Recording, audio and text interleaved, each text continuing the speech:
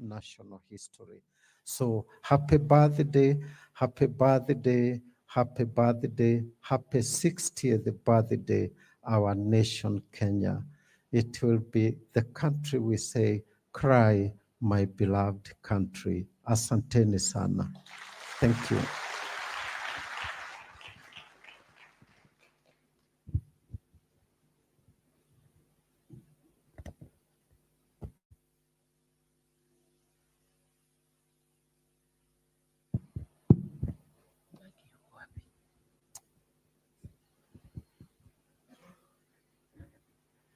Ladies and gentlemen, I would like to hand over this mic to none else but Mheshimiwa Tim Wanyonyi to be able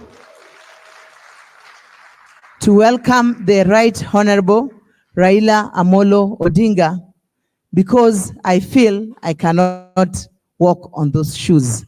But Tim, being the politician he is, and being the intelligent lawyer that he is, he's able to do that. Thank you. When Tim is coming on stage, please can we have some music?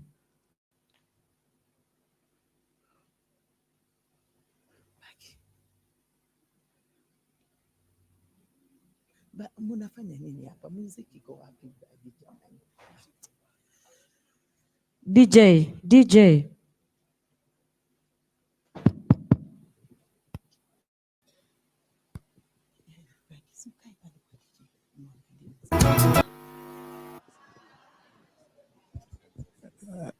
DJ, weka kidogo.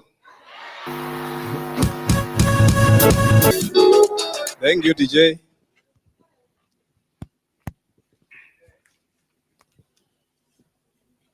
Hamjambo. Bwana Yesu asifiwe. Happy birthday, Kenya. Tuseme happy birthday, our nation, Kenya. Ladies and gentlemen, allow me to make a few remarks and welcome the guest of honor, the Right Honorable Raila Amolo Odinga. Fellow Kenyans, invited guests, ladies and gentlemen, good afternoon. Good afternoon. Allow me, with great humility, to introduce to you our chief guest, the guest speaker, a man who actually needs no introduction, the Right Honorable Engineer Raila Amolo Odinga, the Baba or second and third liberation, and the father of devolution in Kenya. Baba, as many of you call him, is a living legend in this country. His legacy has been built through the years, and his accomplishments are too many to name.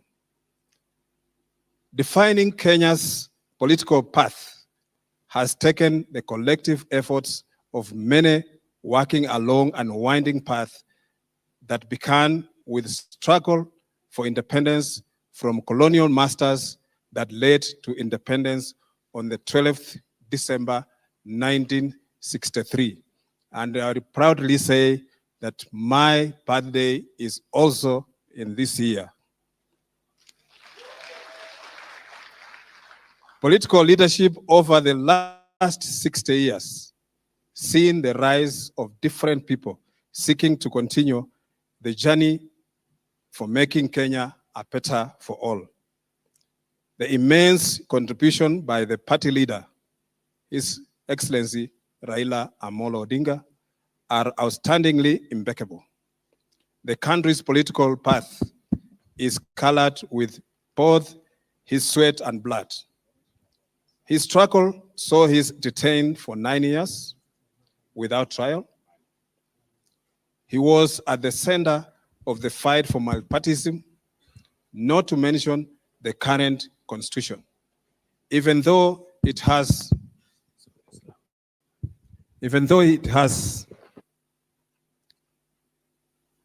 for multipartyism, not to mention the current constitution, even though it has some caps.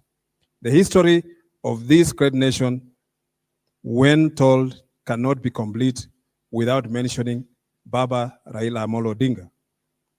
Akwambo, as some fondly refer to him, is deeply grounded in history and social economic development of this nation and Africa at large. He has taught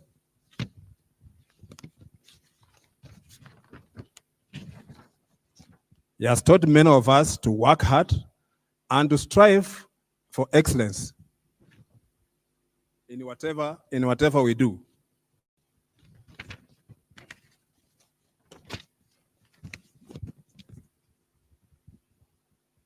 He epitomizes resilience and loyalty. When it comes to building bridges, this man is second to none. Kenya today finds itself at crossroads. Our leadership is shaky, the economy is doing badly, the common mwananchi is getting desperate by the day.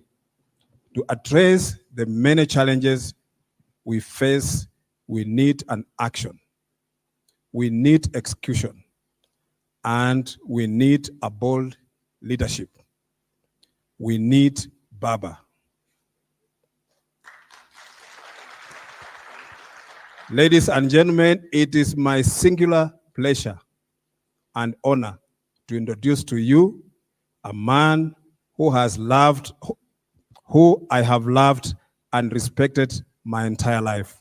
A man who introduced me to the world of politics and continues to hold my hand.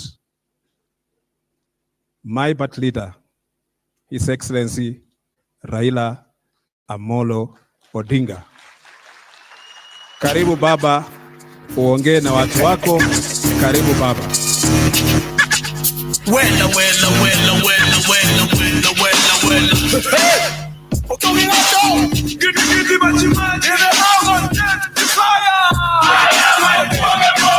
What the hell is you looking for? And I am low, make money anymore. Shake your feet, baby, girl, and along. Imagine you go out on the job, who are you? What are you? Who the hell do you think you are? Do you know me? Do I know you? Get the hand across the face because hey, I am unbeatable. I am unsuable. So if you like my song, sing it to yourself. Hey, hey. Who can't keep you over me? I said, who can't keep you over me? I am unbeatable. Who can't keep you over me? Who can't keep you over me? I said, who can't keep you over me? I am unbeatable. Hello. Ladies and gentlemen, you may be seated. The Vice Chancellor of the Catholic University, Reverend Professor Stephen Mbogwa-Ngari, members of the faculty,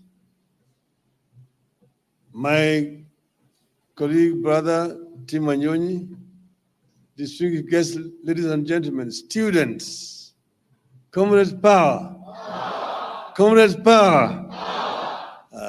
Thank you very much. I am very delighted to have an opportunity to speak to this audience this afternoon. When a suggestion was made by Florence that I should come and talk here, I had some mixed feelings. The last time I was here, I was attending a presidential debate. And I don't think that I was very fairly treated. But I said I would come again. And I've come again and again to this place. So I'm very happy to see this audience this afternoon. I was asked to talk about a vision for the next 60 years and beyond about Kenya. Now, I begin by saying that in a few days' time, we'll be celebrating 60th birthday of Kenya as a nation. 60 years ago, our people proclaimed our country's independence. With that, we affirmed that our national right as a people to be masters of our own fate and destiny. But how did we end up as Kenya? It is important that you go back into history. Kenya, the name Kenya was coined much later by missionaries. There's many versions to it, saying a missionary, I think it was called Mr. Rebman, was talking to Mkamba around Mount Kenya, and he said, they were talking about Kinyaga. And the Zungu said Kenya, they were talking about Kenya. But then this geographical space called Kenya was drawn in over 100 years ago in Berlin, at the Berlin Conference, where the imperial powers met. And at that time, there was scramble for Africa. So they decided to partition Africa, 1884-85. So Africa was then parceled out to various colonial interests, imperial powers, Portuguese, Spaniards, the British, the French, the Italians, and the Belgians. Spain got a small portion of it. So this is how these maps were drawn. And these maps are drawn artificially in Berlin without any regard to the people who are living in Africa. So Africa was artificially divided among the imperial powers. That's why you see that borders among many African countries are straight lines. If you see a border with Somalia, it is a straight line. One line inside and one straight line and another line outside. About then Tanganyika was a straight line from Lake Victoria all the way to the Indian Ocean. It was only in 1860 something, because Tanganyika was given to Germany, to the German territory. And on the German Emperor's 50th birthday, it was called Otto von Bismarck, Queen Victoria, who was the head of the British Empire, in a gesture said that on your 50th anniversary, I give you the highest peak in Africa, Kilimanjaro. And that is how you see Kilimanjaro was originally in Kenya. But then you see the map between Kenya and Tanganyika, now Tanzania, a straight line from Lake Victoria to North Kilimanjaro, then it comes into Kenya, takes Kilimanjaro to Tanganyika, then again a straight line to the Indian Ocean. That is how it was done, it's arbitrarily. Then, but formal colonization actually of Kenya took place in 1904. But when the British first came here, they started building a railway line. They built a railway line, and they built a railway line from Mombasa. It was called Kenya-Uganda Railway. It was built from Mombasa up to Kisumu. You ask yourself, if it was Kenya-Uganda Railway, how did it end up in Kisumu? The reason is at that time, Kisumu was part of Uganda. Uganda's boundary came all the way up to Naivasha. From Naivasha up to Lake Turkana, the west of that was Uganda. That's why it was called Kenya-Uganda Railway. When it reached Kisumu, it had reached Uganda. From there, they were now taken by ship across the lake to Port Bell in Uganda. Then, but then this Kenya was called actually just a territory. It was actually run by a company called British East Africa Corporation. They were just using it for hunting, coming to search for gold and ivory. But then came one colonial master, one imperialist by the name of, his other name, but later on he became known as Lord Delamere. He came through Somalia on a horseback. And when he came on a horseback, he arrived on Mount Kenya. And then he saw a very beautiful land around Mount Kenya. It came down through Laikipia into what is the present day Nyahururu, they called Thompson Falls at that time, into the Rift Valley, through Nakuru, Njoro, Eldoret, or Chigishu, up to Mount Elgon. So he saw a very beautiful land. So when he came back to Nairobi, he went and met the governor. He told the governor that, look, you have a beautiful land here, which is ripe for large-scale agriculture. You have built a railway line from Mombasa all the way to the west. The railway line will have nothing else to transport. It will be transporting goods from Mombasa to interior. But on the way back, it will be going back empty. To make this railway line productive, you need to introduce large-scale agriculture. So this is now Lord Delamere.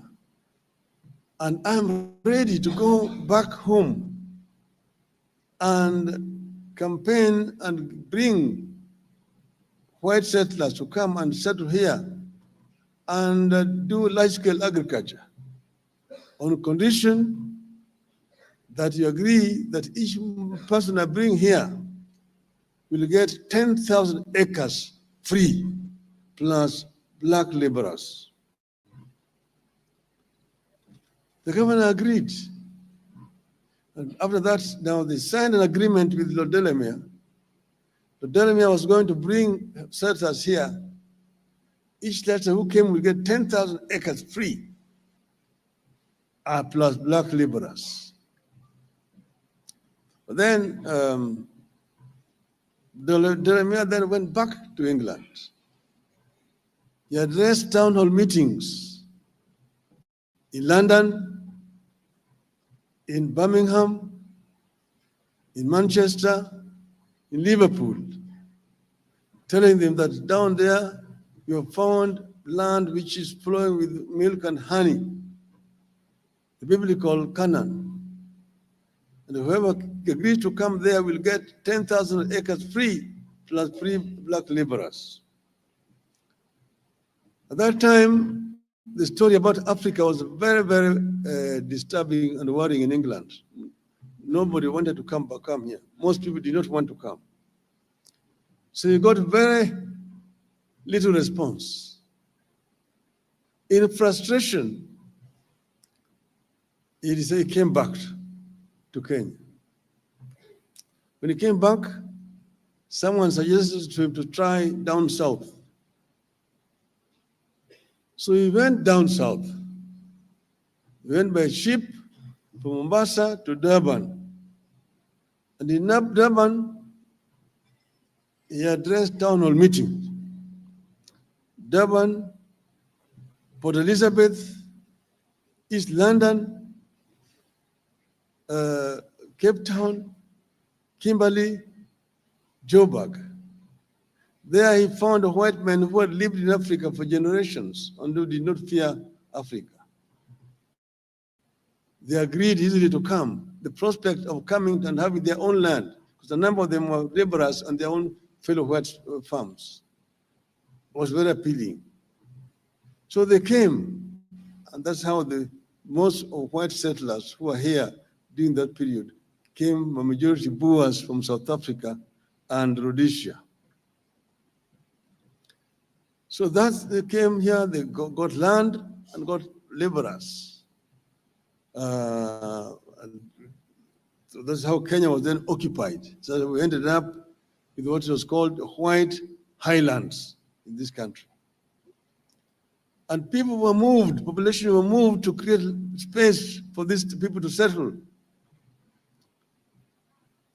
From Laikipia, from the slopes of Mount Kenya, the Maasai community were living there. The whole of that Laikipia plain were moved.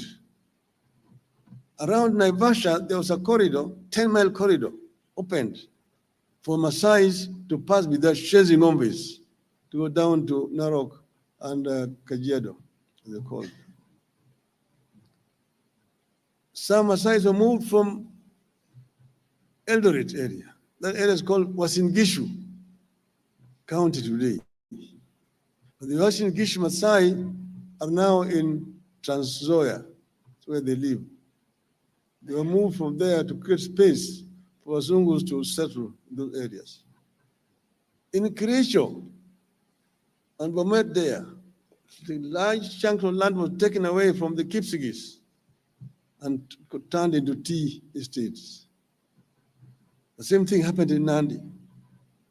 The same thing happened in Central Province area here and around Mount Kenya area. People were moved away from their lands and to create space for large-scale farming. So that's how Kenya was now settled by the white men. And then the white men, of course, they set up administrative structures in the country and ran this country for 60 years. So Kenya is now 60 years independent. It was also 60 years under proper colonial rule. So today now you are almost at 50-50 now. To look at what happened, what did the colonialists do in that 60 years, and what have we done ourselves the 60 years. Over the years, the joy of, so we attained independence after a long struggle, because Kenyans were being oppressed seriously. The land had been taken away. Africans were classified as not even second class, third class people. You had apartheid in this country. There was a white man, there was the Indian, there was the Arab, then there was the African, number 4, that time. And people rose up in resistance to this colonial rule. You will hear the story of Chief Koinange, who in 1912 had to go to the court to apply to be allowed to plant coffee in his farm, because natives were not allowed to plant coffee. And they had to fight to be allowed to plant coffee. People were not allowed to settle in certain parts of their country. There was resistance in 1922. A man called Hari Dhuku led a demonstration in the center of Nairobi, near where the Central Police Station is today. And the colonial police opened up fire, and many people were killed. Some were arrested and detained. Hari Dhuku was taken to Kismayu, which is then part of Kenya, and he detained there for several years. Then came later on the struggle for land, the Mau Mau struggle. But there was also struggle in other parts of the country, Western Kenya. But before that, the Nandi resistance, as you heard about, led by Samuel Koitalel. The Kamba resistance here, led by Mwindi Wambingu. The resistance by the people of Western Kenya, Ojijo Teko, Agula Awala, Elijah Masinde, Wanameme, just to mention but a few. You will remember, of course, Mekatili Wamenza from the coast. So there were several people of this country who resisted colonialism. Eventually, Mau Mau freedom movement came up in 1952, and a state of emergency was declared in this country. Many people were arrested, were detained. Very many people were killed during that struggle. It's a very bloody struggle. You must remember that before that, some man called Wayaki Wahinga was arrested from his home, taken all the way to the Savo, made to dig his own grave, and was buried alive in his own grave. So the struggle was very bloody. But in the end, independence came. And independence was a combination, the struggle was a combination of the freedom fighters who were fighting and those who mobilized the masses to protest, to urge for independence in this country. And of course, you remember the Kapenguria 6, Jomo Kenyatta, Willard Kagia, Chieng' Oneko, Kungu Karumba, Fred Kubai, Paul Ngei. Then came the first elected African members of LEGICO. You remember Jaramogi Oginga Odinga, Masinde Muliro, Tom Mboya, Lawrence Oguda, Daniel Arap Moi, Ronald Ngala, Zhou Mwimi. Those were the people who were elected members. Eventually, others joined, and independence came on the 12th of December. Now, when Kenya became independent, of course, people were very, very expectant. Kenyans were some of the most optimistic people at that time because you attained independence. People thought that prosperity would come immediately with independence. But at that time, they coined what you will call the Kenyan dream. The Kenyan dream as coined by the founding fathers of our nation. And you find it in our national anthem that says, God bless this land of ours. Justice be our shield and defender. May we dwell in unity, peace and liberty. Plenty be found within our borders. What does this mean? God bless this land of ours. Justice be our shield and defender. Justice can only be a shield and defender if there is democracy. May we dwell in unity, peace, and liberty. Unity means that people who are united, people where there is no form of discrimination, either on the basis of race, tribe, religion, or gender. Peace and unity, and peace and unity. Peace. Peace is not merely in the absence of war. Peace is not merely the absence of war. Somebody who is hungry cannot be peaceful. Angry person cannot be peaceful. So it has got a wider meaning, that peace that is talked about there. But finally says, plenty be found within our borders. Plenty be found within our borders is a very strong statement. That plenty was not going to drop like manna from heaven. It was going to be a product of the sweat and toil of the people of Kenya. Meaning what? Meaning that you must create a conducive environment for people to create wealth. People must be enabled to create wealth. And it's a freedom and the rights. One is the right to life was fundamental. To the right to health is fundamental. The right to quality education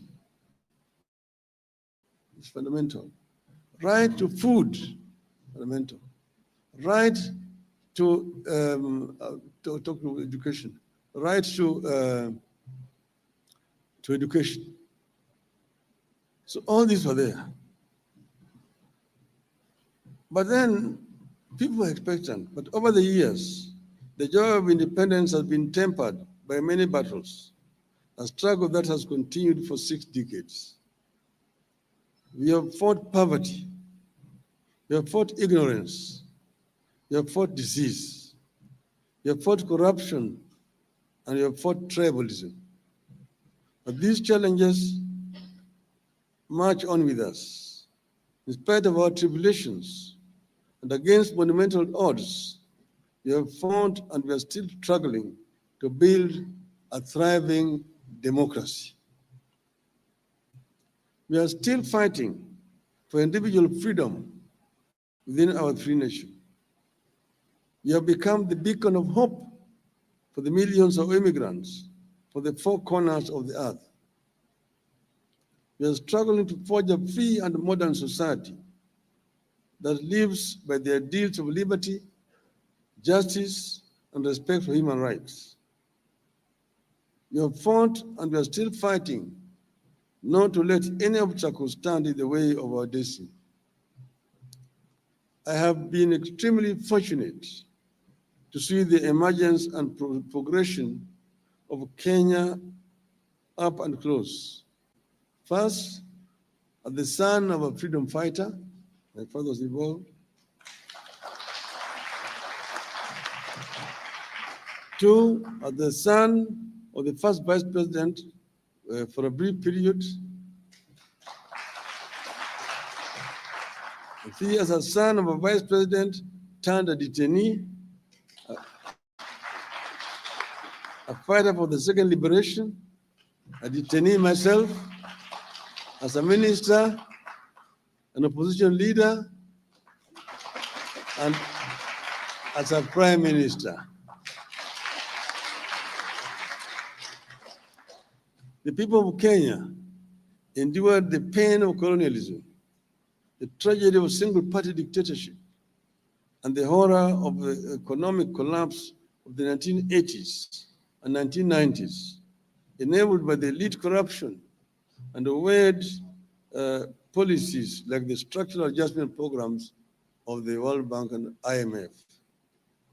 In these periods of colonialism, elite corruption, and ethnicization of national life, colors and cruel leaders took away lives and broke apart families through detention camps, jails, assassinations, and state-enabled high level of poverty. But all these tragedies and unfortunate turn of events could not take away the spirit of the Kenyan people. I have seen Kenyans pick their armor of courage to confront dictatorships and bad regimes. This 60th anniversary is therefore a good time to reflect on our past. It is also a time to look to the future. Where will this country be on the 120th anniversary of his birth another 60 years from today, which will be the year 2083. This is a challenge that I want Kenyans to reflect on. Where are we going to be 60 years from today? Will we still be a country going around the world with begging bowls?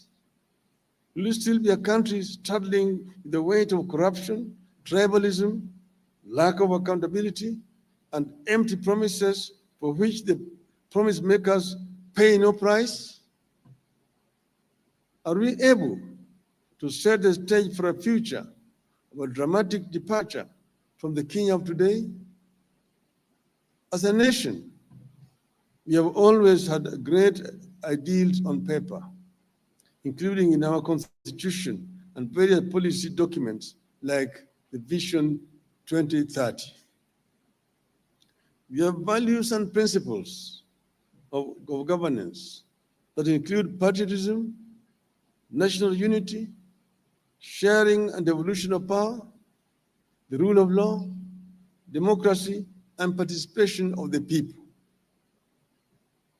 We also aspire for human dignity, equity, social justice, inclusiveness, equality, good governance, integrity, transparency, and accountability, among others. We aspire to live in unity, peace, and liberty. We aspire to be a nation of plenty. We aspire to be a caring nation that provides the best possible medical care to all its citizens. A nation that provides the best possible education to its children for free. That's why we promised as Azimio free education, primary, secondary, up to university level. We've always aspired to be the nation that extends a helping hand to the elderly, the needy, the widows, and the orphans through social security safety net programs. The founding vision is a critical document for nations that proceed to succeed. Now that we are in the Catholic institution, you can turn to the book of Joshua, chapter 1, for an understanding of the value of the founding vision.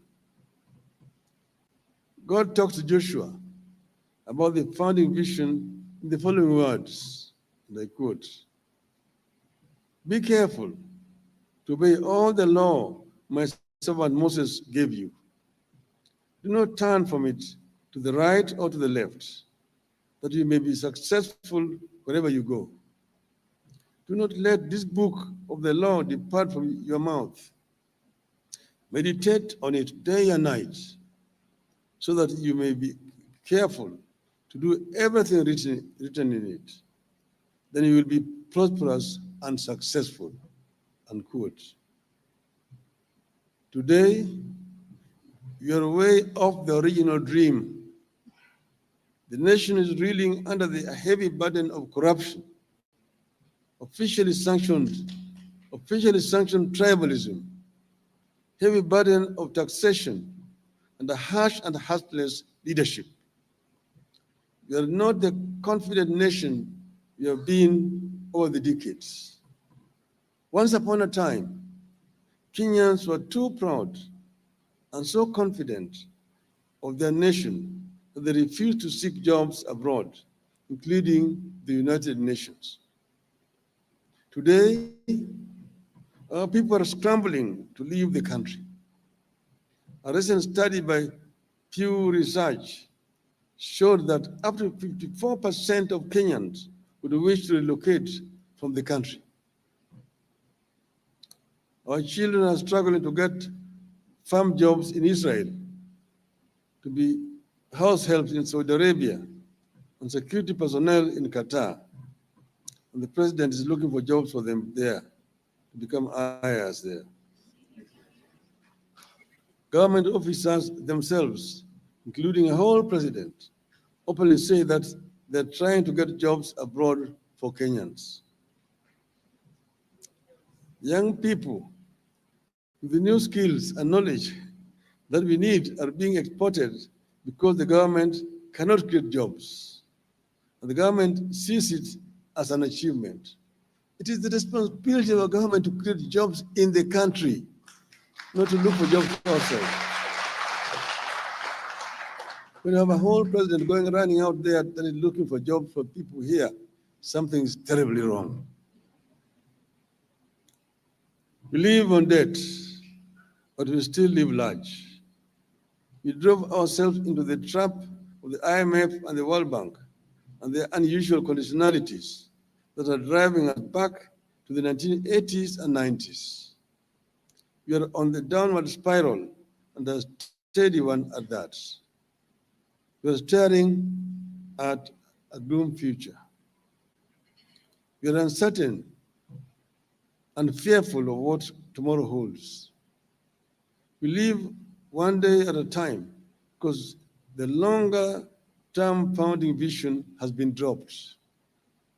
It is my position that if we return to the founding vision of this country, Kenya can emerge in its 80th or 120th anniversary as one of Africa's greatest democracies and a secure and flourishing homeland for her children.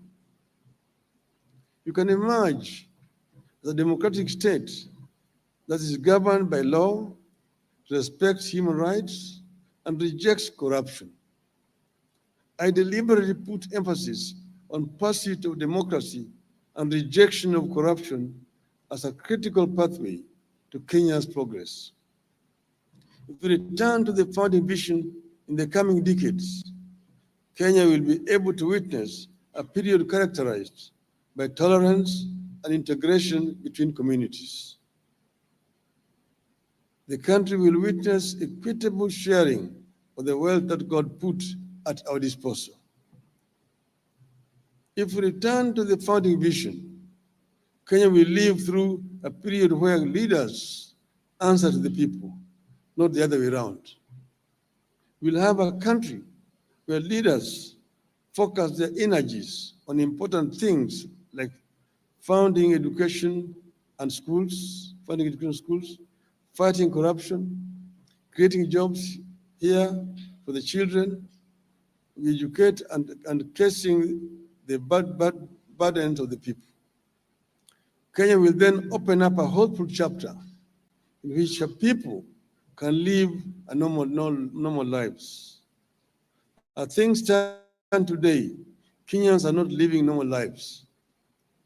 The dramatic departure the country needs from the sorry state of affairs of today will not arrive easily. Many will say it cannot happen. It will meet violent and even deadly resistance. Transition is a bold vision, but I know it can be achieved. I have been fortunate to live long enough to witness nations and regions turn around their fortunes in 50 years or even less. Think about the current prosperous and stable Western Europe. Europe went through total war and genocide that ended in 1945. During and after that war, it was difficult to believe that 50 years later, Western Europe would be free, peaceful, and prosperous. And I happened to have been in Germany, which was the aggressor, and which was completely devastated. Most German cities were razed to the ground by bombs after the war had actually ended. But 15 years later, when we went to Germany and then went to Britain or France, to think that it was Britain and France that lost the war and that Germany won the war. It happened because of foresight, dedication, and hard work of the people. South Korea went through crippling war and sought help from Ethiopia during the war between 1950 and 1955. Ethiopia sent 6,037 soldiers to Korea. Now Korea provides aid to Ethiopia and to Kenya and all African countries. Kenya once upon a time gave aid to Singapore before Singapore zoomed past us. In a mere 6 decades, Japan emerged as a democracy and an economic powerhouse, manufacturing and exporting high-quality products to every household in every part of the world. When I was growing up as a child, people did not want to see anything Japan. Because Japan quality was known as inferior quality. Nobody touched anything Japanese. Today, Japan is equal to high quality. People don't question Toyota anymore, and so on and so forth. Within vision, a lot can happen in the next 50 years, and I pray that Kenya can rise to the occasion. At this moment, it is proper to recognize and say thank you to the nations and the development partners that have stood with us in our journey as a nation over the last 60 years. And here we talk about the US, the UK, the EU, China, Japan, Korea, among others. We thank you. We have our neighbors to thank for this 60 years journey as a nation. Uganda remains our biggest and most reliable trading partner. We thank them for the loyalty. Tanzania remains a second home to Kenyans because of their friendliness and people-to-people ties across the border. We thank them. We thank the entire East African Community bloc of nations for their support and friendship. It is my firm belief that if we made good use of the help and goodwill that the nations like the US, UK, EU, China, and others are extending to us, Kenya can emerge from the poverty and take its place among the economic powers. If we cemented and respected the ties we have with our neighbors, Kenya can cement its place as an economic powerhouse and guarantor of democracy in the region. But something stands between us and the future, which we desire. Corruption is killing our future. Tribalism is stealing our potential. Under the current regime, these two vices are officially sanctioned.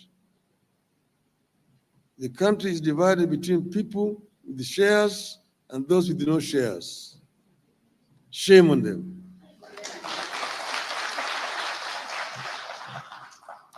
The corrupt are getting plum jobs and state protection, while those who try to stop corruption get arrested and arraigned on trumped-up charges.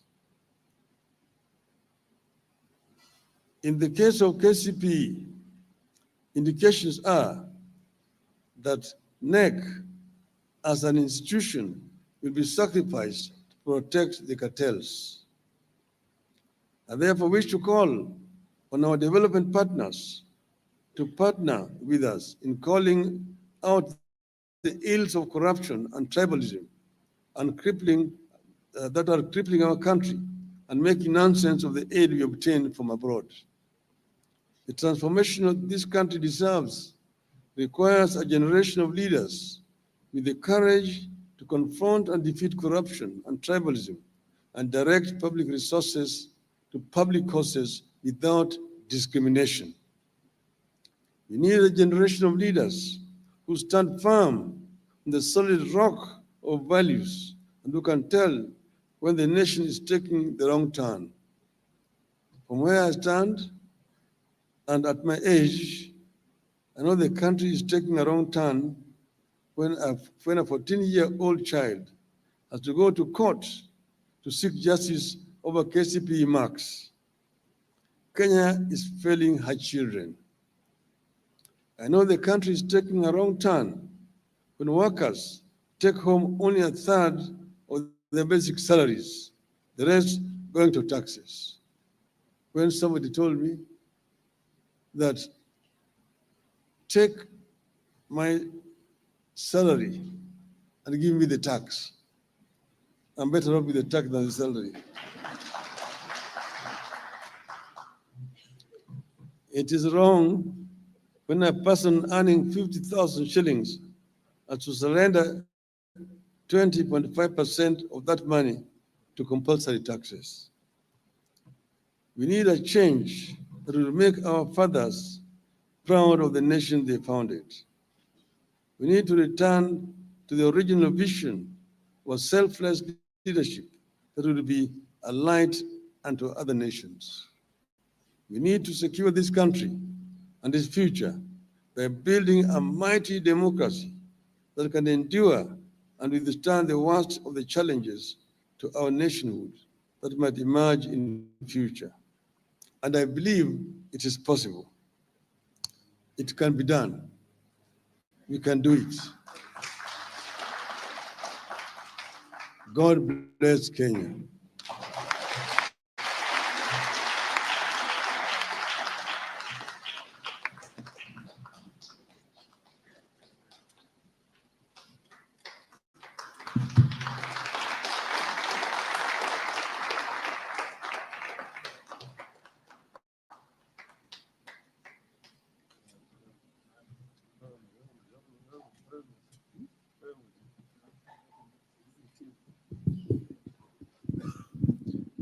Sunday, we may sit for a short while.